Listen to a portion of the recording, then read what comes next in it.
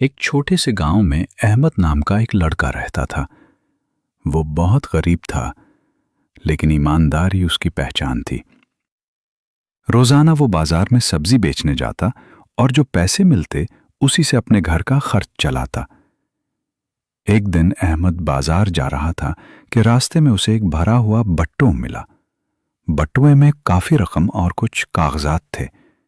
احمد نے بٹوا کھول کر دیکھا۔ اندر ایک شناختی کارڈ بھی تھا۔ اس پر ایک آدمی کا نام اور پتہ لکھا تھا۔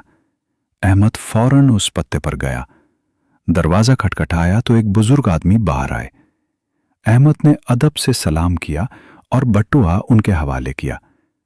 وہ شخص بہت حیران ہوا اور خوشی سے احمد کو گلے لگا لیا۔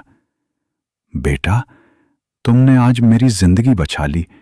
یہ پیسے میرے بیٹے کے علاج کے لیے تھے۔ میں دعا کرتا ہوں کہ تمہیں اس ایمانداری کا بہت بڑا صلہ ملے، بزرگ نے کہا۔ کچھ دنوں بعد احمد کو ایک اسکول سے وظیفے کی پیشکش ملی۔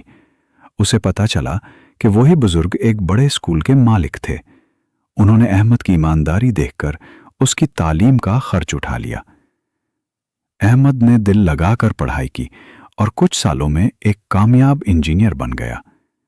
وہ آج بھی کہتا ہے، ایمانداری ہمیشہ فائدہ دیتی ہے، اگرچہ راستہ کٹھن ہو، انجام روشن ہوتا ہے۔